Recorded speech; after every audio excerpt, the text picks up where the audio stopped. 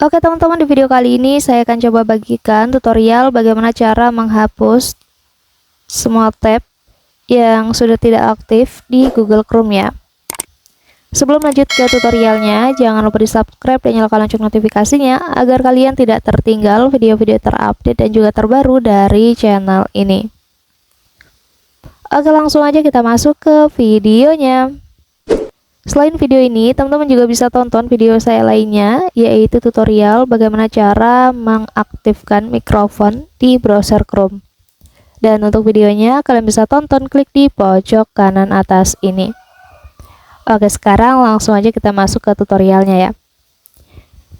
Jadi di Google Chrome, di browser Chrome, kita itu bisa menghapus seluruh tab yang sudah tidak kita gunakan ya, atau sudah tidak aktif lagi secara sekaligus teman-teman.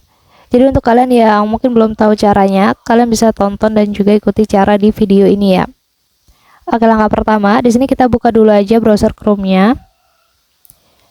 Setelah itu, teman-teman nanti klik aja di bagian tombol beralih Chrome-nya ya di sini. Dan nanti di halaman ini, kalian klik di titik 3 di atas ini. Dan selanjutnya kalian bisa pilih opsi yang tutup semua tab. Lalu kita pilih aja tutup semua tab dan grup. Dan di sini otomatis seluruh tab yang sudah tidak aktif itu akan dihapus. Jadi tabnya nanti sudah tidak akan lagi ditampilkan di halaman ini ya. Jadi cara untuk menghapusnya seperti itu teman-teman. Mungkin cukup untuk tutorialnya, semoga bermanfaat. Selamat mencoba.